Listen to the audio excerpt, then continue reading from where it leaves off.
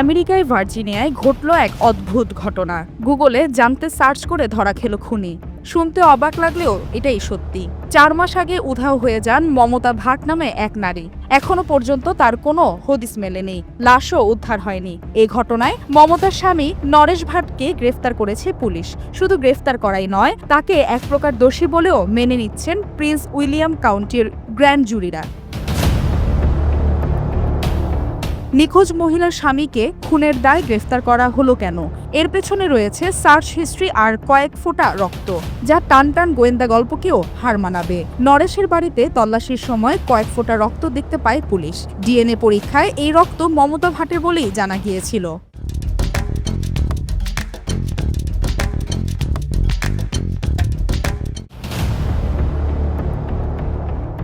এরপর সামনে আসে নরেশের ব্যক্তিগত কম্পিউটার সার্চ হিস্ট্রি। গোয়েন্দারা দেখেন নরেশ দুটো জিনিস গুগলে সবচেয়ে বেশি সার্চ করেছেন: 1, স্ত্রীর মৃত্যুর কতদিন পর ফের বিয়ে করা যায়; 2, মৃত স্ত্রীর দেনা কি স্বামীর ঘাড়ে চাপে।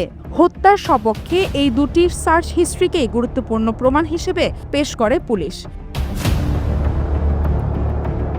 মমতার বয়স 28 বছর, পেশায় নার্স। জুলাই মাসে তাকে শেষবার দেখা গিয়েছিল।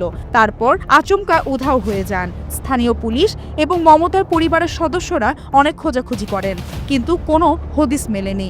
নরেশের বাড়িতে তল্লাশির সময় কয়েক ফোঁটা রক্ত পান তদন্তকারীরা। সেটা মমতার ডিএনএর সঙ্গে মিলে যায়। এরপরই নরেশকে গ্রেফতার করে পুলিশ। সে সময় তার বিরুদ্ধে মৃতদেহ লুকানোর অভিযোগ আনা হয়েছিল। এরপর নরেশের কম্পিউটার খুঁটিয়ে দেখেন তদন্তকারীরা। তখনই এই সার্চ হিস্ট্রি সামনে আসে। এরপর তার বিরুদ্ধে হত্যা এবং মৃতদেহ অবমাননার অভিযোগ যোগ করা হয়। He's a long-time employee of Public Utilities. I will not release his name at this time.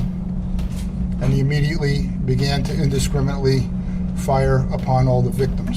পুলিশের প্রধান মারিও লুগো বলেন, প্রথম থেকেই আমাদের সন্দেহ ছিল যে মমতাকে খুন করা হয়েছে, কিন্তু আমাদের হাতে কোনো প্রমাণ ছিল না। এরপর ডিএনএ রিপোর্ট এবং নরেশের অনলাইন সার্চ হিস্ট্রির খবর জানান তিনি। দাবি করেন এই দুটো প্রমাণে নরেশের বিরুদ্ধে গিয়েছে।